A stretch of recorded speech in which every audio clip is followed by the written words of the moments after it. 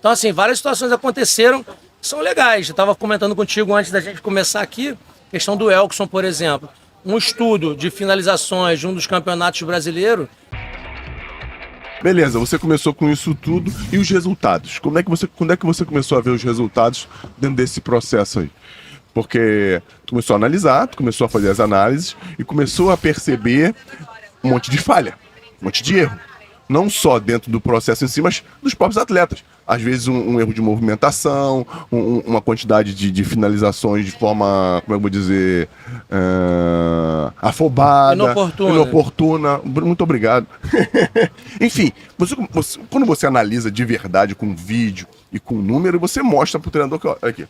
E aí, vocês começaram a aperfeiçoar alguns jogadores? Fala um pouco disso. Porra, ajudamos esse jogador aqui, assim, ele evoluiu ali. É muito interessante você assim. falar isso, que o primeiro processo não foi diretamente com os jogadores. O primeiro processo foi de entendimento e convencimento dentro da comissão técnica. Em que sentido? Primeiro, não ferir suscetibilidade. Os auxiliares técnicos não entenderem que, à época, havia uma intenção, né, de se tornar ali um auxiliar técnico, um auxiliar de campo. Esse foi o primeiro ponto, né? Porque os treinadores, em geral, à época, tinham muito mais auxiliares escudeiros, né? Aquele cara que está sempre ali com o cara, é sempre aquele auxiliar. E aí, algumas vezes, causava, não sei se a palavra certa seria ciúme, claro, é ciúme, mas causava uma situação tipo assim, tá trazendo tanta coisa aqui, tanta coisa que eu não estou fazendo, que aquilo ali despertava alguns momentos até desconforto. Então, primeiro mostrar assim, ó, isso aqui é pra gente, isso aqui é para um sucesso coletivo. E além de tudo isso... Mesmo assim não deu jeito, porque eu sei que conheço futebol. Mas antes de tudo isso, não era chegar e trazer nenhuma informação, trazer nenhum dado.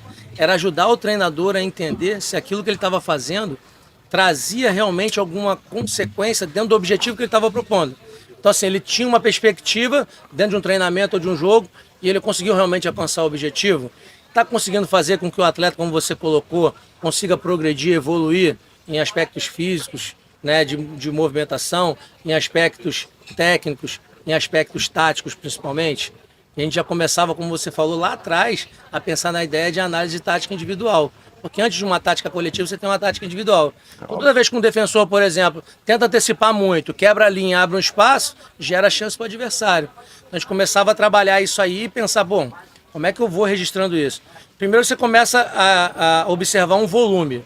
Esse volume você vê nos jogos, você vai categorizando aquilo ali, você vê, tem números que apontam para isso aqui.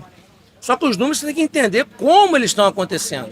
E aí depois que você faz isso, você começa a entender o como, aí você tem que pensar, como agora eu transmito isso para a comissão? Como agora eu passo isso para o treinador?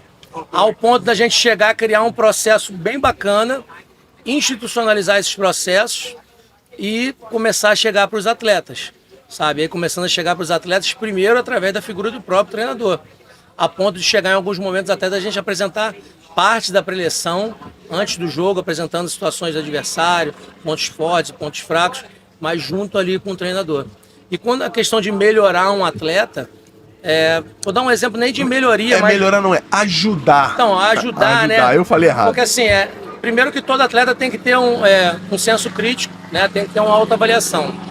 E a gente tem que tomar muito cuidado, que abordar uma pessoa é diferente de abordar outra. Eu não posso abordar duas pessoas da mesma forma e ter o mesmo resultado, porque são pessoas diferentes. É, isso aí. Né? E atletas também têm várias circunstâncias que transcendem o muro do clube.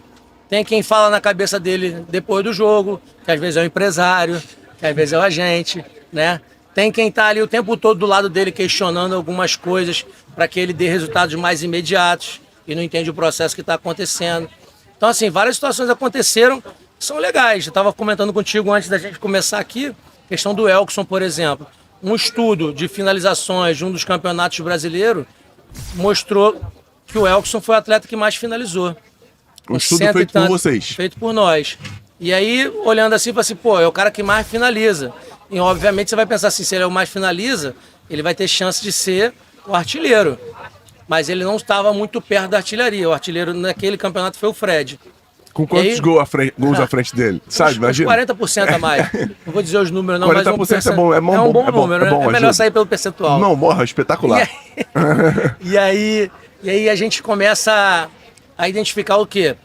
Que a gestão de espaço e a gestão de esforço que ele faria mudando de função, saindo de um meia de ligação, de um meia atacante para a função de centroavante, daria ele condições de ter mais oportunidade de acelerar 1 contra 1 e definir melhor o jogo. Tava mais perto do gol, né? A própria análise de bolas paradas defensivas, onde ele marcava a zona, ele ficava muito distante do gol adversário. Então, às vezes, se a bola fosse em profundidade, ele teria que arrancar por 40, 60 metros.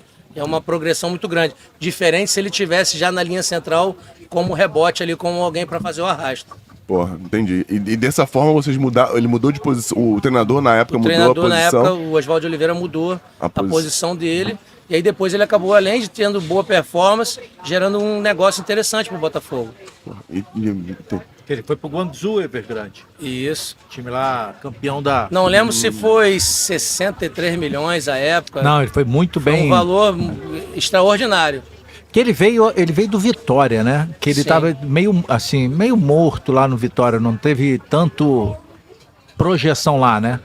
Aí ele veio pro Botafogo, assim, as pessoas não deram tanta importância. A questão da projeção, as pessoas normalmente não conseguem dar muita projeção a atletas jovens, né? Nem todo mundo consegue captar isso. Mas o que a gente tinha à época? Foi um outro estudo também interessante. A gente tinha um estudo de análise de finalizações. A gente via que só tinha finalização e gol. O Botafoguense que tá gostando, né, mano? Só tinha finalização com gol em cobrança de falta. Não tinha chute de fora da área com a bola rolando e gol. Em anos para trás. E aí hoje o treinador do Sub-23, meu amigo Lúcio Flávio, era o cara que mais tinha feito gol recentemente cobrando falta. Né? Antes tinha o Juninho, zagueiro, né? Tu pode citar Sandro, um monte de zagueiro, né? Só com falta. Mas com a bola rolando não tinha, certo? Então, mas aí não tinha com bola rolando. E qual era a ideia? Conseguir potencializar o time com alguém que tivesse capacidade de finalização de fora da área. Então, um dos fatores para trazer o Elkson à época era a sua capacidade de finalização de fora da área. Entendeu? Que foi que a gente também depois promovesse o Vitinho aqui principal. Entendi.